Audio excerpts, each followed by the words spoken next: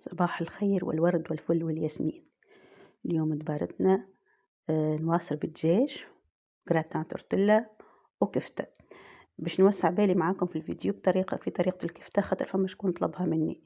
نوصل الدجاج مشاركتها معاكم قداش المرة، أما هاني باش نعطيكم المكونات. حطيت غاديكا بصل وشوية دجاج، فوحت بالكركم ملح شوية ثوم، فح ثوم ومغرفتين طماطم ومغرفتين فلفل أحمر باش نخليهم يتقلوا شوية، وبعد باش نصب لهم الماء متاعهم ونرمي لهم طريف الحمص والسفنارية وكعيبات البطاطا ونخليها تطيب في عقلها. حطيت غاديكا النواصر باش درت لها شوية زيت وشوية ملح حد ما تبدأ تفور معناها. وتخثر الصوص من غادي متاع النواصر، نبدأ كل مرة نسقيها بشوية بشوية لين تطيب. تو باش نبدأ معاكم الكفتة. رحيت هني طريف اسكالوب، حطيت شوية زيت شوية ماء باش السكالوب يتحلي، وباش نبدأ نفوح معاكم. الطريقة هذه الطريقة للمبتدئين راهي ناجحة جدا، جربوها غير بركا تبعوا الخطوات بحذافيرها. بالنسبة للتفويح هني حطيت شوية بصل. بالنسبة للتفويح فما شكون يحبها حمراء وفما شكون يحبها زعرة. الفحات ماذا بيكم بصل بودر، ثوم بودر، كركم، فلفل أكحل، فلفل أحمر وشوية طماطم على راس المغرفة اللي يحبها حمراء. اللي يحبها زعرة ينحي الفلفل الأحمر وينحي الطماطم ويزيدها شوية ماء ويخليها تطيب لين تعقد. أنا هني طابت وعقدت سيء، وكنت هني حطيت لها في الآخر ثوم مهرس في الحوار متاعها. راهي الكفتة تحب الثوم وتحب الحوار، تحب الثوم اللي محور معناها. كنت هني صامتة كعبتين بطاطا باش نحط عليهم الصوص متاع الكفتة هذيك، نحط عليهم طريف معدنوس وشوية جبن للتفويح ربي، والشابلير أني حطيت هني مقدر 5 مغارف. وباش نلم بعضيمة لميت هني قبل ما نلم حطيت مغرفة انشي، اما للاسف ما تصورتش.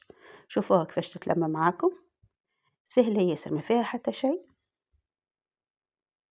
او انا تلمت بسهولة. ما تحبش برشا العظام الكفتة زادة راهي.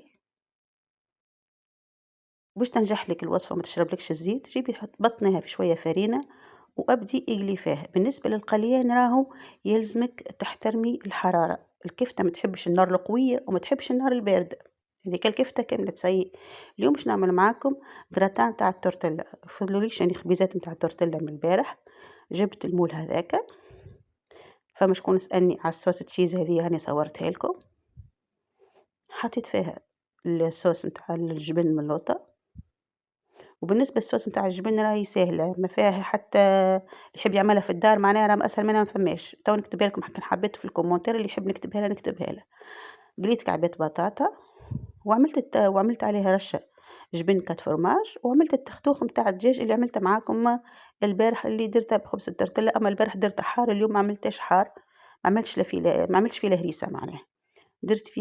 عملته كما البارح اما جست تو سامبلومون ما زدتش الهريسة. وباش ندخلها تو للفور على نار هادية بعد ما نرشها بالفوق من الموتزاريلا. تنجمي تزيني بالفوق من المعدنوس، بالبيض، بالزيتون، بالفريونت كيما تحبي. يعني جست رشيت فوقها شوية معدنوس وكاهو باش ندخلها للفور. وتوا هات نشوفوا الطاولة مع بعضنا. النواصر تحمرت لي بزايد شوية من فوق، اما من داخل امورها واضحة. تو نوريها لكم من بعد، لان الفور جديد مازلت متعودتش عليه. هذاك الجراتان تاع التورتيلا كيف حليت عليه شويه من الفور ومن الفوق ومن اللوطه باش صحة الموزاريلا.